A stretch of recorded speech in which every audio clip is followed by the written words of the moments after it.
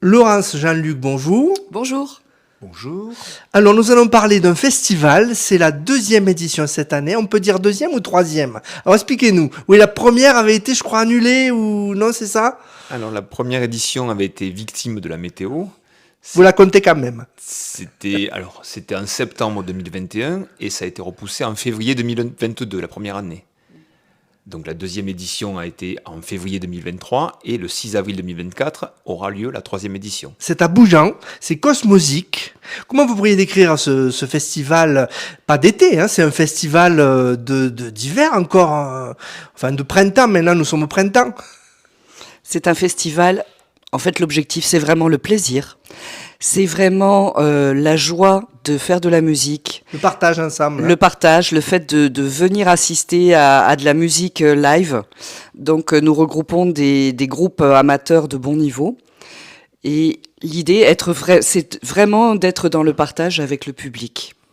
Ah oui, il y aura 6 groupes, je crois. Hein. Oui, 6 groupes très différents, de façon à explorer tous les univers musicaux.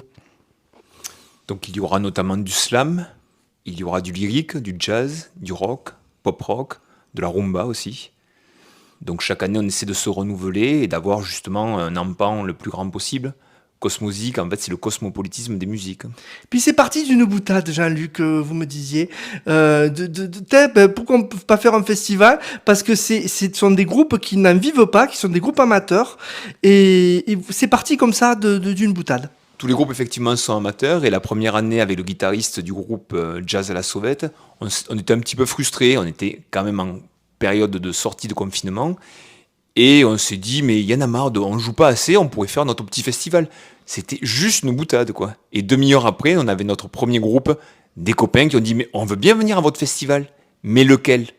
Ben on l'a créé. Voilà, ils ne savaient pas que c'était impossible, alors ils l'ont fait. C'est ça. Non, mais nous avons eu la chance d'avoir le soutien de monsieur le maire de Bougeant, qui nous a dit tout de suite banco. Il a été partant de suite, effectivement. Puis c'est un événement important localement, ça permet à ces groupes locaux de se montrer, de faire une date aussi, et ça répond à un besoin. Vous aviez autour de 300 personnes, je crois, l'an dernier, hein. C'est pas mal. D'un côté, un besoin de la population de voir de la musique, d'explorer, de visiter des nouveaux univers musicaux. Partant pour un voyage musical, c'était le slogan de l'année dernière, mais aussi au niveau des groupes, on a été très surpris cette année, via les réseaux sociaux, de se retrouver avec, je sais pas, peut-être 5-6 groupes. On n'a pas fait tant de pubs que ça, parce qu'on avait déjà plus ou moins des groupes qu'on connaissait, mais il y avait au moins 5-6 groupes montpelliérains qui ont dit, mais on vient, offrez-nous juste un verre à boire et puis un petit quelque chose à manger, mais on vient, il n'y a aucun problème. Donc ils étaient prêts à traverser la moitié du département pour venir jouer gratuitement avec nous. Bon, le choix s'est pas arrêté sur ces groupes-là, mais on espère bien pouvoir les retrouver les prochaines années. Donc ils viennent d'où ces 6 groupes? C'est local, c'est que de Bougeant ou ça, c'est Alors depuis on a Terroir? un groupe, le groupe de rumba vient du côté de Montpellier, quand même. On a 2 groupes qui viennent du côté de Sérignan, un groupe de slam et un groupe de pop rock. Les jeudis minuit sont un pur produit bougeanais, ainsi que Jazz à la Sauvette. Et on termine avec les croque-monottes qui sont plus ou moins locaux aussi. Alors les Croque-Monottes, c'est un groupe qui regroupe des gens de Béziers, de Toulouse, de Ramonville, de Montpellier, Lodève. Voilà, il y a un pouvoir d'attraction, la joie fait venir les gens. Avec des pros notamment. Oui. Oui, on sent que dans ce festival, il y a de la joie, il y a l'envie de partager ensemble, d'échanger hein, des musiques différentes et de proposer au public quelque chose de varié, de vivant. Et en espérant que tous les musiciens prennent beaucoup de plaisir aussi. Le public, évidemment, et les musiciens, c'est très important aussi. Entrée gratuite avec 2 food trucks et également une buvette. Exactement, la Biaki Swing nous fait l'amitié de venir parce que maintenant ça devient vraiment très sympathique. Ils sont vraiment à notre service, à nos petits soins. On a commencé en connaissant pas grand chose, on connaît un petit peu la musique, on connaît de plus en plus la musique, mais de leur organiser un festival, et c'est vrai qu'il y a aussi bien la sono, en la personne de...